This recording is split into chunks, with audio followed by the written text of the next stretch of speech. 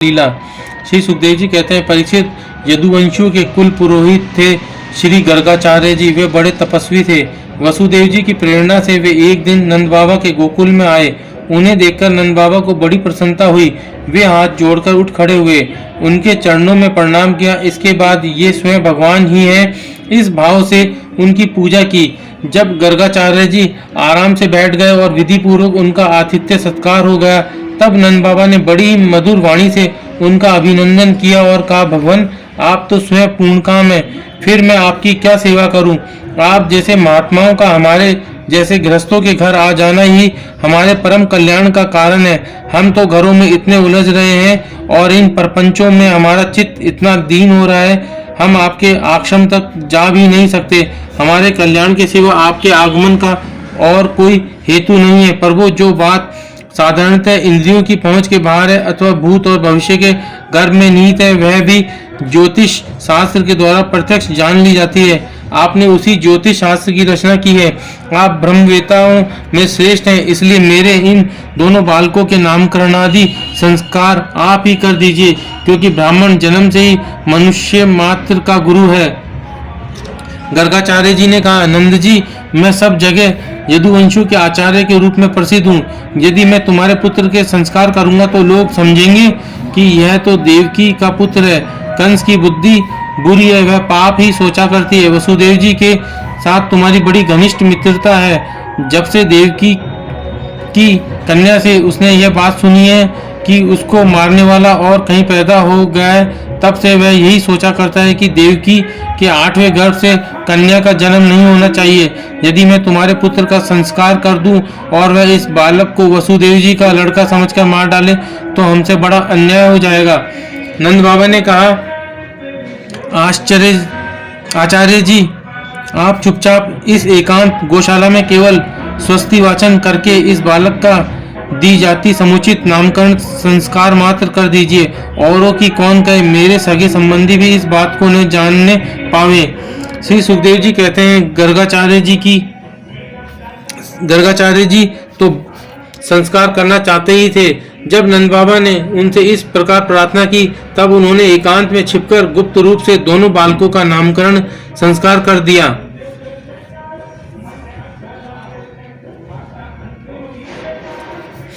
गर्गाचार्य जी ने कहा, यह रोहिणी का पुत्र है, इसलिए इसका नाम होगा रोहिणे। यह अपने सगे संबंधी और मित्रों को अपने गुणों से अत्यंत आनंदित करेगा, इसलिए इसका दूसरा नाम होगा राम।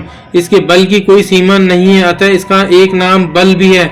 यह यादवों में और तुम लोगों में कोई भेदभाव नहीं रखेगा और लोगों में फूट पड़ने पर मेल करावेगा, इसलिए इसका एक नाम संकर्षण भी है। और यह जो सांवला है, यह प्रत्येक युग में शरीर ग्रहण करता है। पिछले युगों में इसने क्रमशः श्वेत, रक्त और पीत ये 3 विभिन्न रंग स्वीकार किए थे।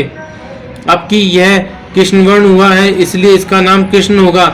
नंद जी, यह तुम्हारा पुत्र पहले कभी वसुदेव जी के घर भी पैदा हुआ था, इसलिए इस रहस्य को जानने वाले लोग इसे श्रीमान वासुदेव भी कहते हैं। तुम्हारे पुत्र के और भी बहुत से नाम हैं तथा रूप भी अनेक हैं। इसके जितने गुण और जितने कर्म, उन सबके अनुसार अलग अलग नाम पड़ जाते हैं। मैं तो उन नामों को जानता हूँ, परंतु संसार के साधारण लोग नहीं जानते।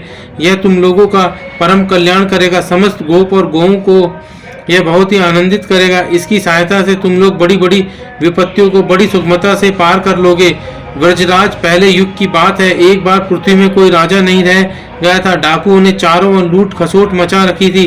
तब तुम्हारे इसी पुत्र ने सज्जन पुरुषों की रक्षा की और इससे बल पाकर उन लोगों ने लुटेरों पर विजय प्राप्त की। जो मनुष्य तुम्हारे इस सांवले सलोने शिशु से प्रेम करते हैं, वे बड़े भाग्यवान है। जैसे विष्णु भगवान के करकमलों की छत्र छाया में रहने वाले देवताओं को असुर नहीं जीत सकते, वैसे ही इससे प्रेम करने वालों को भीतर या बाहर किसी भी प्रकार के शत्रु नहीं जीत सकते। नंद जी, चाहे जिस दृष्टि से देखें, गुण में, संपत्ति और सौंदर्य में, कीर्ति और प्रभाव में तुम्हारा यह बालक साक्षात भगवान नारायण के समान है।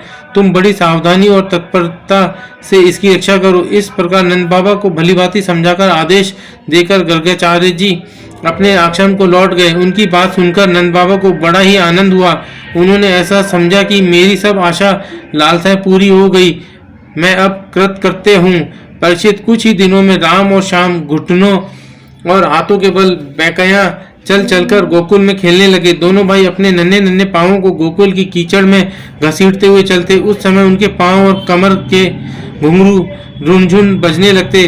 वह शब्द बड़ा भला मालूम पड़ता। वे दोनों स्वयं वह ध्वनि सुनकर खिल उठते। कभी कभी वे रास्ते चलते किसी अज्ञात व्यक्ति के पीछे हो लेते, फिर जब देखते कि यह तो कोई दूसरा है तब झक से रह जाते और डरकर अपनी माताओं रोहिणी जी और यशोदा जी के पास लौट आते। माताएं यह सब देखकर स्नेह से भर जाती। उनके स्तनों से दूध की धारा बहने लगती थी। जब उनके दोनों नन्हे नन्हे से शिशु अपने शरीर में कीचड़ का अंगराग लगाकर लौटते तब उनकी सुंदरता